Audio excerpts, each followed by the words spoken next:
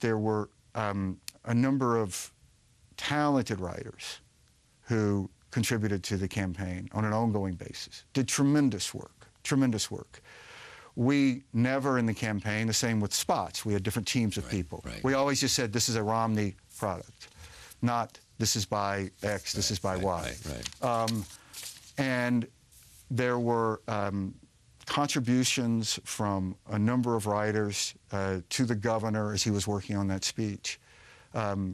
He gave the speech that he wanted to give, but this was always about the speech that he wanted to give. And in no way that I,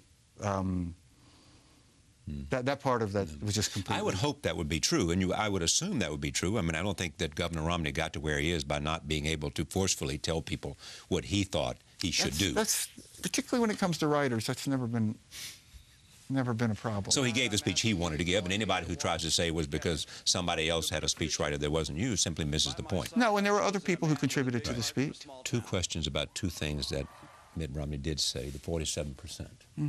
How bad was that for you? It was bad. It was bad. You know, it's interesting if you look at the timing of that.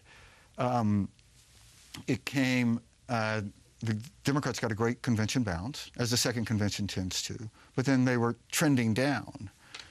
And then the 47% came out. You know, it's just, I understand completely what he was trying to say. The fundraising story in this campaign is something that's another whole story, because you've never had two campaigns raising money outside the federal funding. And it's just, it's atrocious, the whole system. Has to be changed. The amount of time that... And it consumes a lot of the candidates' time. Far too much time. Yeah, exactly. Far too late into the season. And there was a reason we had federal funding, and both sides griped about it but stuck with it. And I think it's a real shame that the Obama campaign 4 years ago walked away from that. But, you know, what's interesting, you know, I found in these moments that test campaigns, the governor,